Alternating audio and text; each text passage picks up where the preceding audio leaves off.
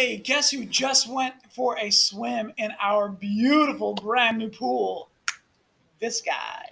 So, if I'm looking a little chlorinated, that's because I just had a great little swim.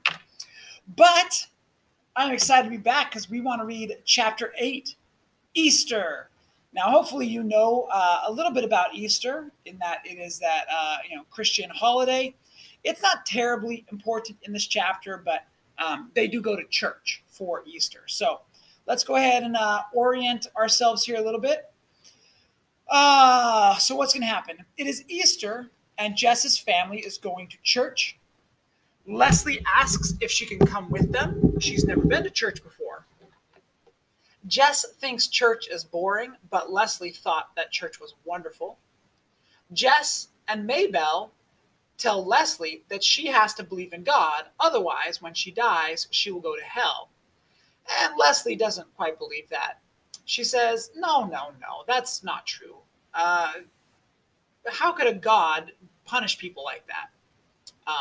So anyway, Maybelle is very worried for Leslie's soul. Maybelle takes it very seriously, and Jess kind of is like, well, okay. So anyway, so let us go ahead and dive in to chapter 8. So here we are. Follow along, please. You can make your screen big.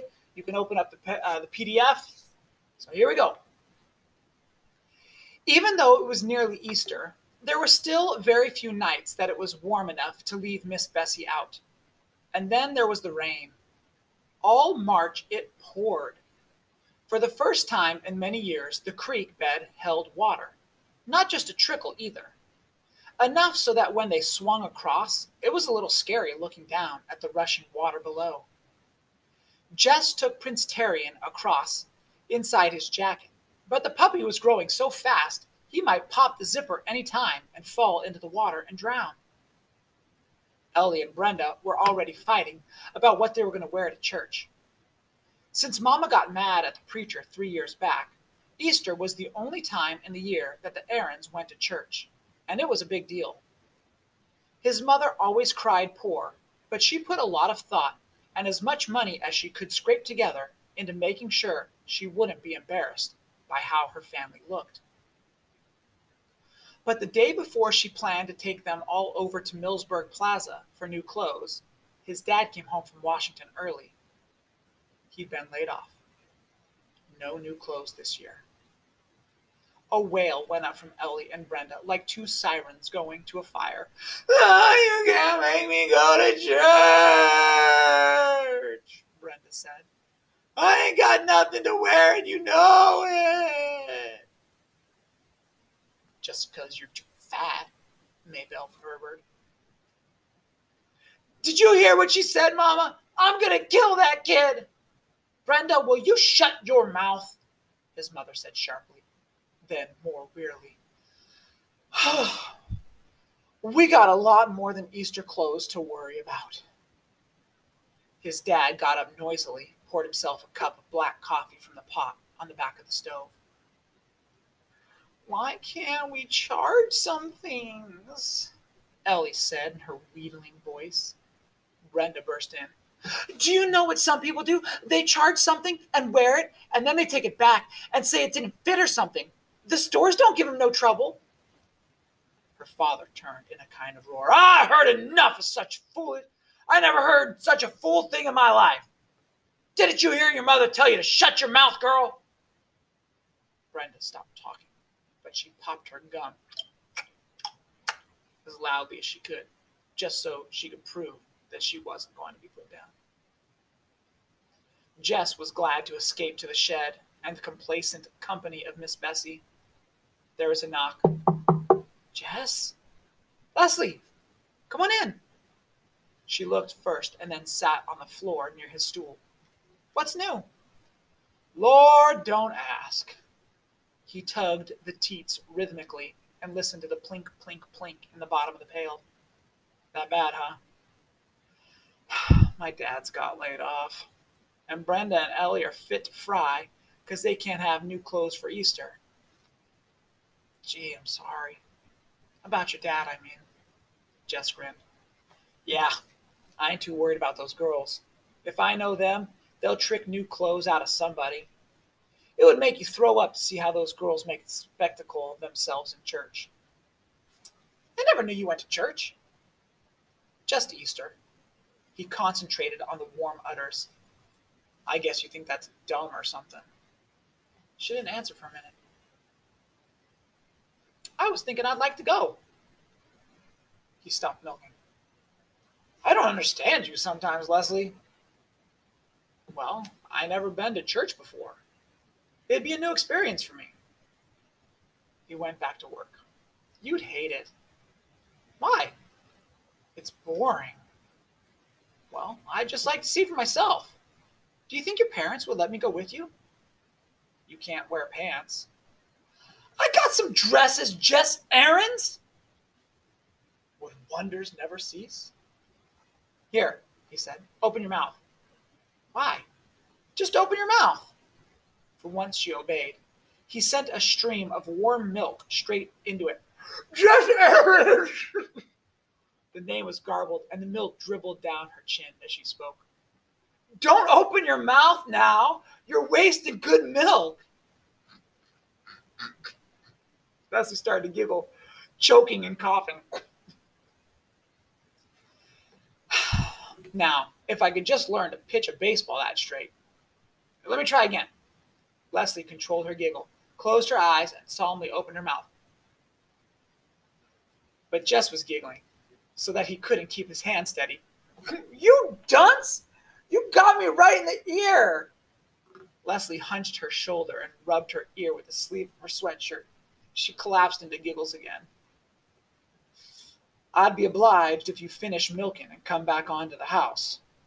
His dad was standing right there at the door. I guess I'd better go, said Leslie quietly. She got up and went to the door. Excuse me. His dad moved aside to let her pass.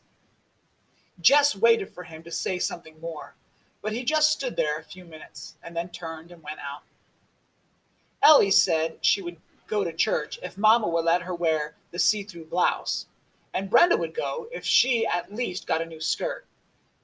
In the end, everyone got something new except Jess and his dad, neither of whom cared. But Jess got the idea it might give him a little bargaining power with his mother.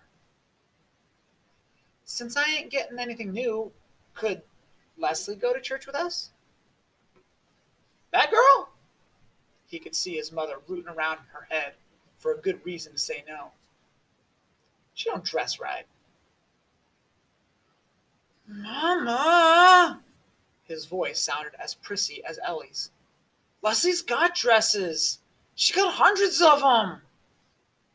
His mother's thin face drooped. She bit the outside of the bottom of her lip in a way Joyce Ann sometimes did, spoke so softly Jess could hardly hear her. I don't want no one poking up their nose in my family.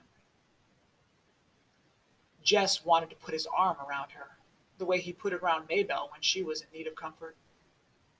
She don't poke her nose up at you, Mama. Honest. His mother sighed. Well, if she'll look decent. Leslie looked decent. Her hair was kind of slicked down, and she wore a navy blue jumper over a blouse with a tiny old-fashioned looking flowers. At the bottom of her red knee socks were a pair of shiny brown leather shoes that Jess had never seen before, as Leslie always wore sneakers like the rest of the kids in Lark Creek. Even her manner was decent. Her usual sparkle was toned way down, and she said yes'm and no'm to his mother, just as though she were aware of Mrs. Aaron's dread of disrespect. Jess knew how hard Leslie must be trying, for Leslie didn't say ma'am naturally. In comparison to Leslie, Brenda and Ellie looked like a pair of peacocks with fake tail feathers. They both insisted on riding in the front of the pickup with their parents, which was some kind of squeeze with Brenda's shape to consider. Jess and Leslie and the little girls climbed happily into the back and sat down on old sacks his dad had put against the cab. The sun wasn't exactly shining, but it was the first day in so long that the rain wasn't actually coming down that they sang, "Oh Lord, what a morning! Ah, lovely meadows," and "Sing, Sing a song that Miss Edmonds had taught them, and even Jingle Bells for Joyce Ann. The wind carried their voices away from them, made the music seem mysterious, which filled Jess with a feeling of power over the hills rolling out from behind the truck. The ride was much too short, especially for Joyce Ann, who began to cry because the arrival interrupted the first verse of Santa Claus is Coming to Town. After Jingle Bells,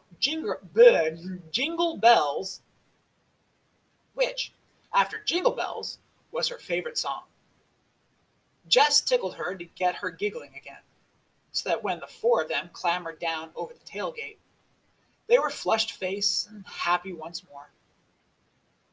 They were a little late, which didn't bother Ellie and Brenda, for it meant that they got to flounce down the entire length of the aisle to the first pew, making sure that every eye in the church was on them, and every expression of every eye a jealous one.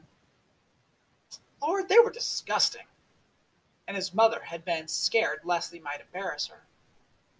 Jess hunched his shoulders and slunk into the pew after the string of women folks, and just before his dad. Church always seemed the same. Jess could tune it out the way he tuned out school, with his body standing up, sitting down in unison with the rest of the congregation, but his mind numb and floating, not really thinking or dreaming, but at least free. Once or twice he was aware of being on his feet, with the loud, not really tuneful singing all around him. At the edge of his consciousness, he could hear Leslie singing along and drowsily wondered why she bothered. The preacher had one of those tricky voices. It would buzz along for several minutes quite comfortably, then bang! He was screaming at you! Each time, Jess would jump, and it would take another couple of minutes to relax again. Because he wasn't listening to the words, the man's red face, with sweat pouring down, seemed strangely out of place in the dull sanctuary. It was like Brenda throwing a tantrum over Joyce Ann touching her lipstick. It took a while to get Ellie and Brenda pulled away from the front yard of the church. Jess and Leslie went ahead and put the little girls in the back and settled down to wait. Gee, I'm really glad I came. Jess turned to Leslie in unbelief. It was better than a movie.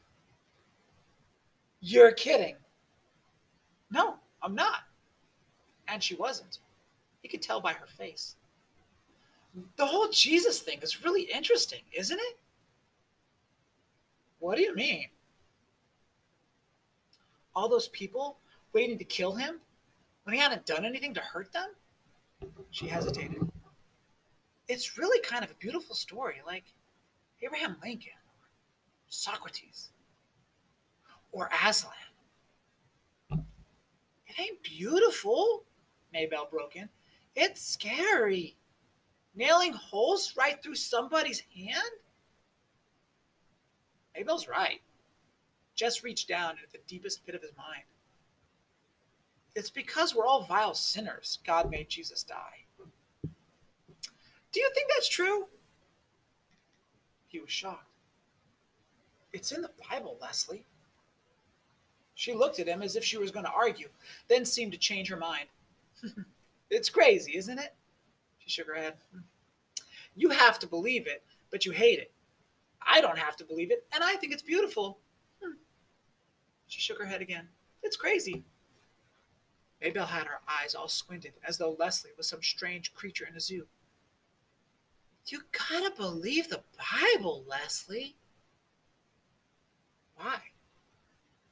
It was a genuine question. Leslie wasn't being smarty. Because if you don't believe the Bible, Maybelle's eyes were huge, God will damn you to hell when you die. Where'd she ever hear a thing like that? Leslie turned on Jess, as though she were about to accuse him of some wrong he had committed against his sister. He felt hot, caught by her voice and words. He dropped his gaze to the gunny sack and began to fiddle with the unraveled edge. That's right, ain't it, Jess? Maybelle's shrill voice demanded. Don't God damn you to hell if you don't believe the Bible? Jess pushed his hair out of his face. I reckon, he muttered. I don't believe it, Leslie said. I don't even think you've read the Bible. I read most of it, Jess said, still fingering the sack. About the only book we got around our place. He looked up at Leslie and half grinned. She smiled. Okay, she said. But I still don't think God goes around damning people to hell. They smiled at each other, trying to ignore Maybelle's anxious little voice. Leslie, she insisted. What if you die? What's going to happen to you if you die? All right, that is a big ending to an important chapter. So let's go ahead and talk about it. So they go to church, right? And they talk about what's going to happen if you die. Do you get damned to hell? Leslie liked church, but Jess didn't. Leslie thought the story was beautiful, but she doesn't believe in God damning people to hell, and Maybelle is worried. So first thing we're talking about is the creek. Now, we talked about the dry creek bed before, and they swung across on the rope swing. But now, because it's been raining so much, the water is not a trickle. And so we have this negative idea. It's not just a trickle either. And this is a trickle, blip, blip, blip. And so if it's not a trickle, the opposite of that would be a river, kind of a raging, roaring river.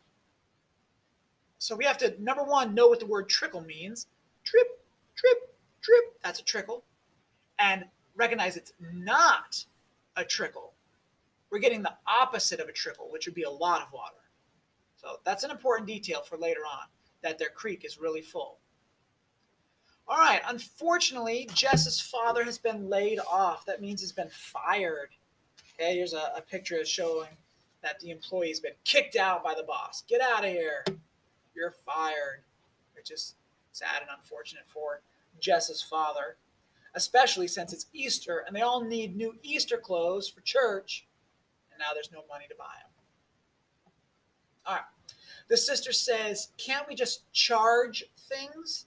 Well, that's a credit card, like a Visa or a MasterCard. You just charge it. Like these ladies here from the Flintstones. Why can't we just charge some things? She says in her wheedling voice. And then her father turned in a kind of roar. So he's not quite yelling at them, you lousy girls, but he's kind of upset, so it's kind of a roar. I never heard such a foolish idea in all my life, and what are you talking about? And so he got fired. He hasn't been particularly nice all book either anyway, but anyway. All right. And then we get this idea of Jess. Now, of course, here's a cow, and this is the udder, and these are the teats here. And in this case, it's to the cat's mouth, which is kind of funny and cute. But this is what Jess does to Leslie. He squirts it, and it goes in her mouth, and it kind of dribbles down, and then she gets it in her ear. Kind of funny. Because he's milking the cow. All right. She says, Jess Aarons, you dunce. A dunce is like a fool. We got this thing called the dunce cap. When you're naughty in class, the teacher puts you in the corner, makes you wear the dunce cap. You're a fool. I wouldn't do that to you. Or would I? Probably not. All right. Everyone got something new except Jess and his dad. So this is, again, two things. Number one, they're not very wealthy. They don't have a lot of money. They're kind of poor. Two, Jess didn't get anything new. He said earlier he's the one who never gets anything. He doesn't really get anything special. And here again, he's like, he didn't get any new clothes. Now, he doesn't care. He's like, I don't care. It doesn't matter to me. But it's one of those things that shows that Jess, the only boy, he's kind of always the odd one out. Kind of loses out on things. All right. The girls, they flounce down the aisle. They're wearing their new clothes. Okay, the pews here in church and the aisle, the center aisle. And so they're wearing their clothes and they're late and they're like, look at me. And they're flouncing. I love this gif of this girl flouncing around. It's kind of funny. All right. Jess sits in church, but he tunes it out. Okay, the idea of like a radio, like where you can turn it in, turn it on and off. So you're probably tuning me out right now, huh?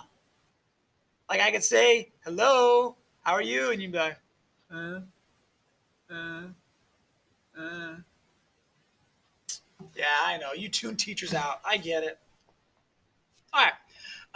Let's talk about Jesus illusions. We've talked about illusions before. When it was Moby Dick, when it was Chronicles of Narnia, when it was Hamlet. So we're talking here about Jesus. And if you don't know Jesus, if you don't know the story of Easter, then you're missing out on the illusion here. So they're leaving church and they're talking about killing him. Well, let's talk about Jesus and piercing him with the nails, which is the story of hanging him on the cross. They pierced his wrists and nailed him to the cross to kill him. So that's why you should be a good reader. You should read everything and anything so that you can understand illusions, because books and movies and music, they talk about the same thing here and there. And if you don't know, right over your head. But if you know it, you get it. And it makes it a more rich, more enjoyable experience. Okay? She even goes on and says, this story reminds her of Abraham Lincoln, maybe how he died, or Socrates and how he died, or Aslan the lion from Chronicles of Narnia and how Aslan dies. Now, as an aside, Aslan and Jesus are intended to be very similar. The Chronicles of Narnia wrote Aslan to be a kind of Jesus figure. So once you know those things, you connect them, you're like, oh, I get it. All right, almost done. Jess reckons, okay? It means to think. Reckon is kind of an old-fashioned way to say I think. So anyway. All right. Critical reading for themes. We get this question, what if you die? What's going to happen if you die? Which leads us, the reader, to ask, what do we believe? What do I think is going to happen if I die? Some people, Christians and Catholics particularly, might claim Jesus and the Jesus story. Other people, other faiths, other religions have all kinds of other beliefs. Some people believe in reincarnation. Some people believe nothing. This is the one life you get. So all this to say is that when we read, we should reflect on our own lives. What do we think? What do I think? What do I believe? How can I figure it out? Talk to mom and dad. Talk to pastors or uncles or friends whom we trust, right? And try and figure these things out. Because while I love literature and I love teaching literature, there's more to this world than just reading books. And reading books is awesome. But there's big questions that as humans, we get to try and struggle with and try and figure out and try and answer. So Leslie says, I don't believe in God. I don't believe in the Bible. And Jess and Mabel are like, but you got to. She's like, why? You don't even like it. Which is a perfectly valid question. Don't believe it just because your parents believe it. Whatever you believe it because you believe it. Not because someone else says you should. So, good ways for us to engage as readers. All right, so here's our final summary. Get just my big old beautiful eyes. Jess and his family go to church. Leslie goes with them. Jess thought church was kind of boring, but Leslie enjoyed it. Mabel is worried for Leslie because if she dies without believing in Jesus, then she will go to hell. Leslie doesn't think a good God would send people to hell. And that's how it ends. Mabel is a little bit scared. That's pretty much how it ends. All right, that's chapter 8. Thanks for paying attention. We shall talk later, ladies and gents. Bye now.